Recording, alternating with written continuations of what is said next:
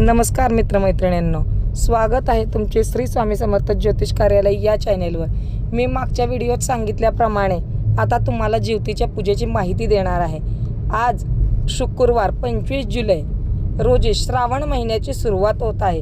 त्याचसोबत आज पहिला श्रावणी शुक्रवार असल्याने या दिवशी ज्योतीची पूजा देखील केली जाते। ज्योतीची पूजा करण्याची योग्य पद्धत काय जाणून घ्या।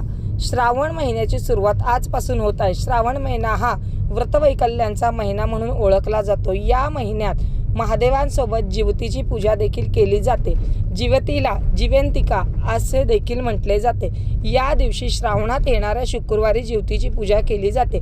ज्योतीच्या पूजेसह कुलदेवी आणि लक्ष्मी मातेची विशेष पूजा करण्यात येते। ही पूजा संततीच्या रक्षणासाठी केली जाते। श्रावण महिन्यात येणाऱ्या प्रत्येक वाराला विशेष असे महत्त्व आहे बरं का। श्रावण सोमवार, मंगळवार या दिवशी मंगळागौर साजरी केली जाते। तसेच शुक्रवारचा दिवस ज्योतीची पूजा करण्यासाठी समर्पित असल्याचे मानले जाते। मान्यतेनुसार ही पूजा संततीच्या रक्षणासाठी केली जाते। यावेळी ज्योतीच्या पूजेसह कुलदेवी आणि देवी लक्ष्मीची विशेष पूजा करण्यात येते। श्रावणी शुक्रवारी ज्योतीची पूजा कशी केली जाते, काय आहे यामागील विधी ते जाणून घेऊयात।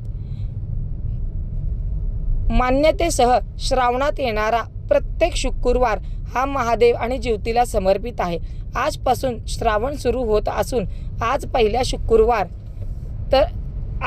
तर दुसरा शुक्रवार 1 ऑगस्टला, तिसरा श्रावणी शुक्रवार 8 ऑगस्टला आणि चौथा श्रावणी शुक्रवार 15 ऑगस्टला आहे। तर शेवटचा श्रावणी शुक्रवार 22 ऑगस्ट रोजी येईल। या सर्व शुक्रवारच्या दिवशी ज्योतीची विधिवत पूजा करून तिला नैवेद्य दाखवला जावा।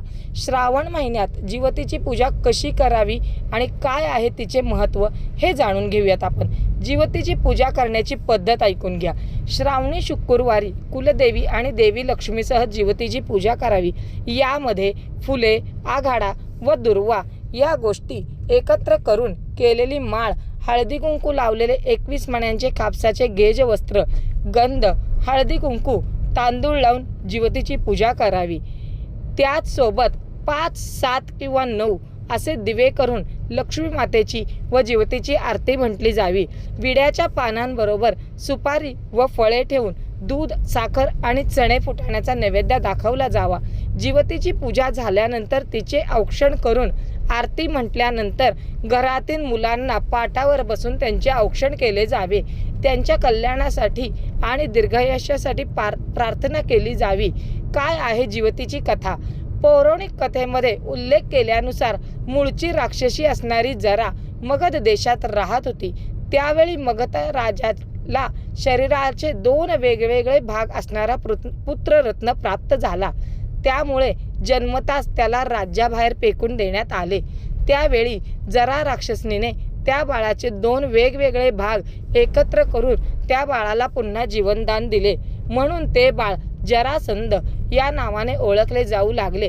त्यानंतर मगध राज्यात जरा राक्षसनीचा महोत्सव सुरू करण्यात आला। तेथील लोक तिला मुलांची आई समजू लागले। घरोघरी तिची पूजा होऊ लागली। जीवंतिका पूजनामुळे घरात आरोग्य, धन, सुख लाभते अशी मान्यता आहे। श्रावणी शुक्रवारी ज्योतीची पूजा करण्याचे महत्त्व सांगते ऐका। ज्योतीची पूजा करते वेळी जरी ज्योतीची पूजा करते वेळी जरे जीवतिके देवी बालयुक्ते प्रमोदिनी रक्षाव्रते महाशक्ती पूर्ण कामे नमोस्तुते हा श्लोक म्हटला जातो। श्रावणात येणाऱ्या 4ही शुक्रवारी ज्योतीची पूजा करण्याला विशेष महत्त्व आहे। ज्योतीची ही पूजा मुलांच्या संरक्षणासाठी आणि दीर्घायुष्यासाठी केली जाते। श्रावण महिन्याची सुरुवात होताच देव्हाऱ्याजवळ किंवा एखाद्या पाटावर किंवा चौरंगावर ज्योतीचे चित्र किंवा फोटो लावला जातो। याची दर शुक्रवारी पूजा केली जाते आणि देवीला नैवेद्य दाखवला जातो। पूजा करून झाल्यावर मुलांना औक्षण करून सवाशिणींना हळदी कुंकू आणि दूध, साखर, चणे फुटाण्याचा प्रसाद दिला जातो। या पद्धतीत तुम्ही ज्योतीची पूजा प्रत्येकाने करावी अशी अपेक्षा आहे। जिवतीच्या पूजेचे महत्त्व, माहिती आणि ती पूजा कशी करायची हे या व्हिडिओमध्ये सांगितलेले आहे. आपण सगळ्यांनी याचे अनुकरण करावे आणि सांगितलेली माहिती आवडल्यास आमच्या चॅनलला लाईक, शेअर आणि सबस्क्राईब नक्की करा. आणखी कोणती माहिती आपल्याला हवी असेल कमेंटमध्ये नक्की सांगा. धन्यवाद.